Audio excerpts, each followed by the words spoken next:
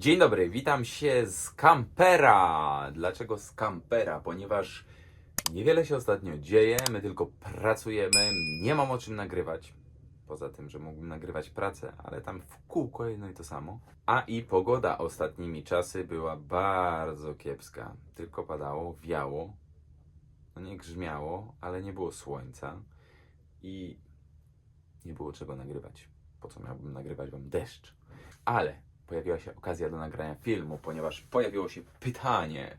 Pytanie numer 1 dotyczy... Jest to nic innego jak po prostu filtr przed pompką. To jest filtr, taki wstęp, który ma za zadanie odseparować jakieś drobne rzeczy, które mogłyby się dostać do pompki i potencjalnie ją uszkodzić.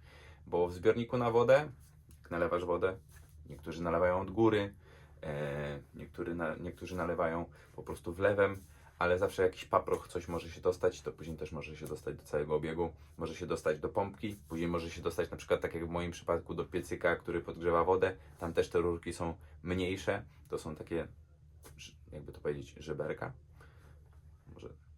Może coś takiego. Coś na zasadzie grzejnika i później płomień to ogrzewa. Więc tam też są bardzo drobne przekroje i też mogłoby coś tam potencjalnie zapchać. Więc to jest taki wstępny filtr z siatki, który ma temu zapobiec. Drugie pytanie jest też bardzo ciekawe. Czy pamiętam, ile ważył nasz samochód? Nie pamiętam. Dokładnie nie pamiętam. Wiem, że taka sucha zabudowa, jeszcze nie było tej płyty tutaj z tyłu, nie była zabudowana ta listwa. Samochód wtedy ważył chyba równe 3 tony. Ale nie było zbiornika na wodę, nie było jeszcze różnych innych rzeczy, nie było chyba też szafek, z tego co pamiętam. Ważyłem też nas przed wyjazdem na Chorwację. I z tego co pamiętam, to tam zamykaliśmy się w granicach 3,5 tony, aczkolwiek też nie wszystko było jeszcze wykończone. Słychać jakieś gwizdki, ale dzisiaj jest wyścig 312 Majorka. Ochrona, policja na tych rowerzystów. Niektórzy jadą tu, niektórzy tu. Tak, tak. Nieważne. Później ważyłem samochód jeszcze raz, jak już był praktycznie efekt końcowy. I wtedy wiem, że tak na maksa dopakowani, już załadowani, przekraczaliśmy chyba 3,5 tony, delikatnie. I w tym nie było wody, a mamy dosyć duży zbiornik na wodę, bo mamy 300 litrów. Więc dosyć sporo. Ale ja wyszedłem z założenia, że nie będę wiózł wody z Polski za granicę, więc będę jechał z pustym zbiornikiem, co do tej pory się nie wydarzyło, bo zawsze jeździmy w połowie pełnym, także jedziemy przeładowani. Jeżeli chodzi o samą drogę, jeżeli zamierzasz jechać po takich lokalnych drogach, czy nieekspresowych, powiedzmy, czy autostradach, no to wiesz, jak wygląda sytuacja u nas. Wcale tej inspekcji na drogach dużo nie ma i żeby cię zważyli, to naprawdę trzeba mieć duże nieszczęście, po prostu, tak mi się wydaje. Znaczy nieszczęście, no nie farta, żeby akurat ciebie wyłapali i zważyli. Ja zawsze wychodziłem też z założenia, że jeżeli będą chcieli mnie zważyć, no to po prostu spuszczę przy nich tą wodę i tyle. I będzie się wszystko zgadzało. Jest tam jakaś tolerancja, nie wiem, 3% chyba, że można być przeładowanym do masy całkowitej, od masy całkowitej pojazdu, czy coś takiego, nie jestem pewien. Więc ja raczej się tego nie bałem, aczkolwiek zawsze jeździliśmy raczej przeładowani. A jeżeli chodzi o samo poruszanie się, na przykład jak jesteśmy tutaj na Majorce, kto mnie sprawdzi, przepraszam, jeżeli ja zaleję tutaj 300 litrów wody i będę 300 kg przeładowany? No raczej nikt. I wydaje mi się, że gdziekolwiek byś nie pojechała, to raczej nikt cię nie sprawdzi, jeżdżąc po wybrzeżach. Ta policja lokalna, czy nawet policja nie wozi ze sobą wagi, żeby akurat podjechać do samochodu, który stoi gdzieś tam, żeby go zważyć.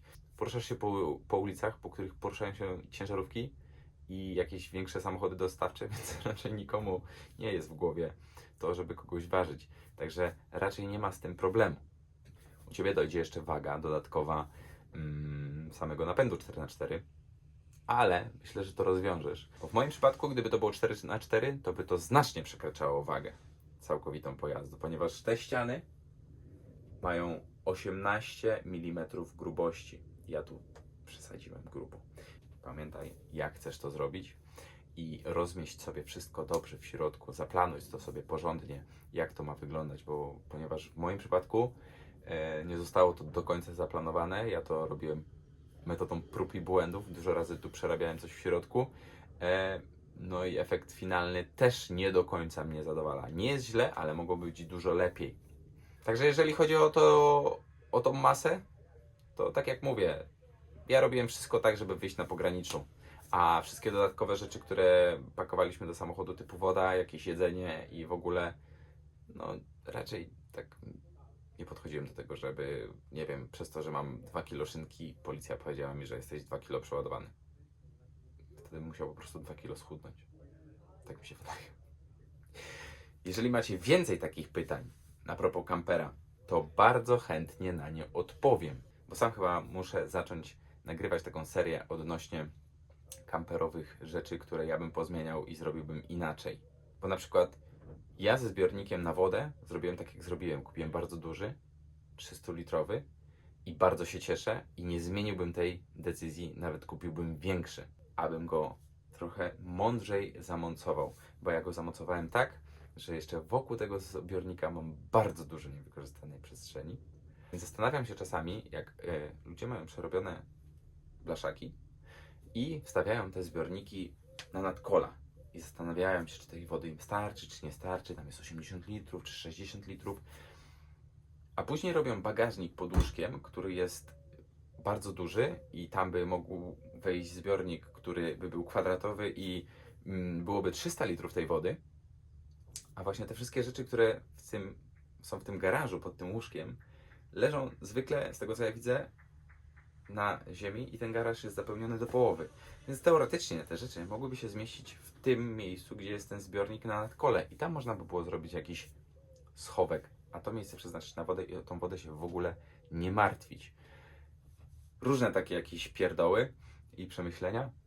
Myślę, że zacznę się teraz takimi rzeczami dzielić. No, bo jest na to czas. Nic się nie dzieje, a ja wreszcie po jakimś czasie użytkowania tego kampera, chociaż po użytkowaniu to takie duże słowo, bo ja tego kampera nie użytkowałem nie wiadomo jak dużo, aczkolwiek wiele rzeczy, wiele rzeczy bym pozmieniał.